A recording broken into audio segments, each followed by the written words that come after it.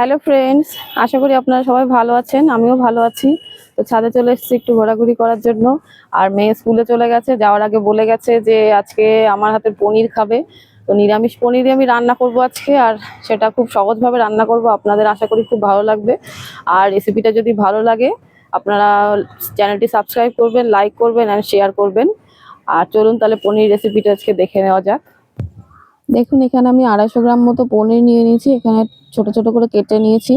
আর নিচে একটা ছোট টমেটো, ক্যাপসিকাম, আর এক টুকরো আদা, একটু কাঁচা লঙ্কা। আর এখানে নিয়েছি এলাচ, লবঙ্গ, দারচিনি, তেজপাতা। এখানে আছে টক দই। টক দই 50 গ্রাম মতো হবে। আর 8-10টা মতো কাজু বাদাম। আর গুঁড়ো মশলার মধ্যে আছে লঙ্কা গুঁড়ো পরিমাণ মতো, ধনে গুঁড়ো 1 চামচ মতো, আর আছে চারমগজ 2 চামচ, কসুরি মেথি আছে 1 চামচ। এটা আমি রান্নার শেষে দেব। এবার চলুন রান্নাটা দেখে নেওয়া যাক।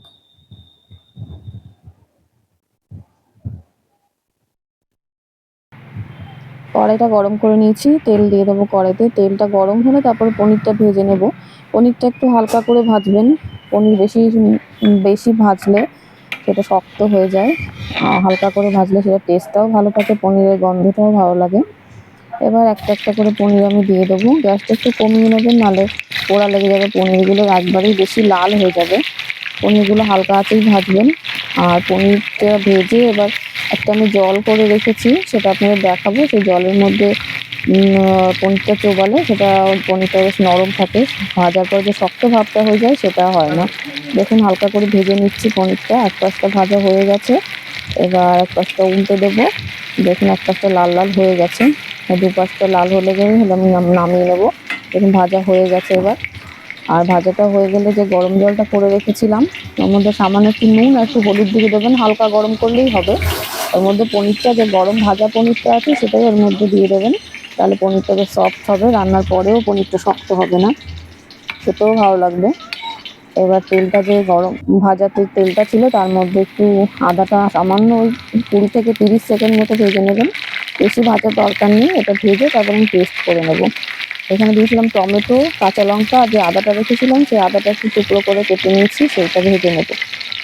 ভেজে নেওয়ার পরে এবার এটা আমি পেস্ট করে নেব। আর পেস্টের সাথে আর দেবো কাজু বাদামগুলো, আর চারমগজ, আর যে ভাজা এগুলো টমেটো, কাঁচা লঙ্কা, আদা, ওগুলো একসাথে দিয়ে মিহি করে পেস্ট করে নেব। মিক্সি জারে দিয়ে দিয়েছি। এবার মিক্সিটা ব্লেন্ড করে এটা পেস্ট করে নিচ্ছি। সুন্দর করে পেস্ট করবেন, তাহলে গ্রেভিটাও বেশ সুন্দর হবে।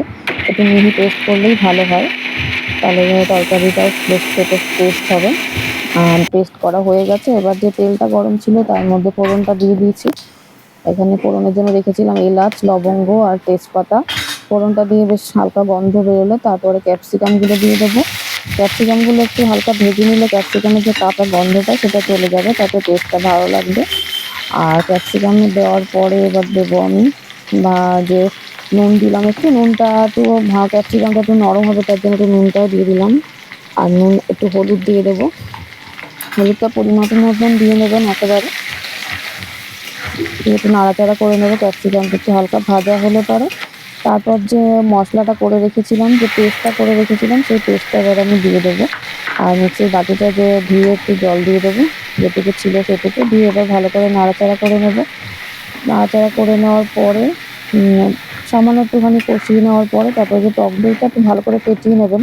টক দইয়ের যে দানা দানাটা থাকে সেটা যাতে না থাকে, তাহলে রান্নার পরে যে সাদা সাদা দানা দানা হয়ে থাকে সেটা হয়ে থাকবে না। ভালো করে একটু জল দিয়ে সুন্দর করে ফেটিয়ে নেবেন। এরপরে আমি দিয়ে দিচ্ছি লঙ্কা গুঁড়ো। পরিমাণ মতন দেবেন লঙ্কার গুঁড়ো। খুব বেশি ঝাল যারা যেমন পছন্দ করেন সেরকম দেবেন। একটু 1/2 চামচ মতো ধনে গুঁড়ো দিয়ে দিয়েছি। দিয়ে আবার মশলাটা একটু সুন্দর করে নাড়াচাড়া করে নেব। আর রান্নাটা অবশ্যই পুরোটা দেখবেন, আশা করি ভালো লাগবে আপনাদের। আর কেমন লাগছে কমেন্ট করে জানাবেন। নিরামিষ রান্না আছে, নিরামিষ আপনার যেদিন থাকে খাওয়া সেদিন করবেন, খুব সুন্দর লাগে এটা। পরোটার সাথে, রুটির সাথে ভালো লাগে। এর মধ্যে টক দইটা এবার আমি দিয়ে দিয়েছি, আর সামান্য একটু চিনি দেবো। যেহেতু দই দিয়েছি একটু চিনি দিলে বেশ টেস্টটা সুন্দর লাগে, মানে একটু হালকা টক টক থাকে, তার জন্য একটু মিষ্টিটা দিলে বেশ ব্যালেন্সটা রান্নার ভালো থাকে, টক মিষ্টি ভাবটা হয়। এবার এটা আমি সুন্দর করে কষিয়ে নেব। এটা যেহেতু কাজু বাদাম থাকে তার জন্য ভালো করে নাড়াচাড়া করতেই থাকতে হবে। বেশিক্ষণ গ্যাস বাড়িয়ে দিলে পরে হবে না, তাহলে পোড়া লেগে যাবে নিচটা। আর মশলাটা বেশ আস্তে আস্তে দেখুন কষানো হয়ে গেছে, তেল ছাড়তে শুরু করেছি মশলা দিয়ে। দেখুন খুব সুন্দর কালারটা চলে এসেছে, মশলাটা পুরোপুরি কষানো হয়ে গেছে। এবার একটু সুন্দর করে ভালো করে নাড়াচাড়া করে নেব। করে নেওয়ার পরে একটু জল দিয়ে দেবো। জল তরকারিটা বেশি পাতলা ঝোল করবো না, একটু গ্রেভি গ্রেভি রাখবো, তার জন্য খুব বেশি জল দেওয়ার দরকার নেই। দেখুন জলটা দিয়ে দিয়েছি, এবার জল ফুটে উঠলে তারপর পনিরগুলো দিয়ে দেবো।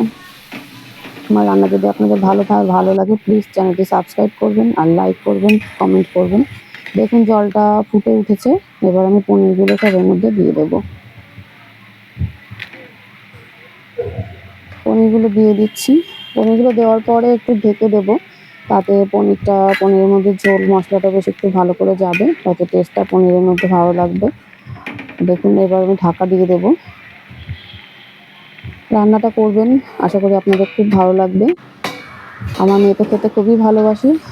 দেখুন এটা প্রায় হয়ে গেছে তরকারিটা। দেখুন গ্রেভিটাও বেশ গাঢ় গাঢ় হয়ে এসছে, কালারটাও বেশ সুন্দর এসছে। এটা যেহেতু কাজু বাদাম চারমগজ দেওয়া থাকে কিন্তু সাদা টাইপেরই হয়।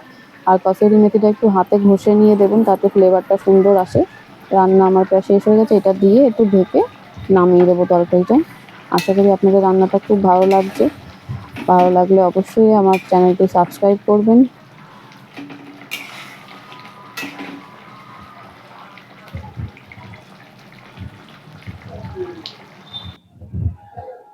দেখুন তরকারিটা নামিয়ে নিয়েছি, কালারটা কত সুন্দর এসছে। গরম গরম পরোটা, রুটি বা ফ্রাইড রাইস, ভাতের সাথেও পরিবেশন করতে পারেন, খুব ভালো লাগবে।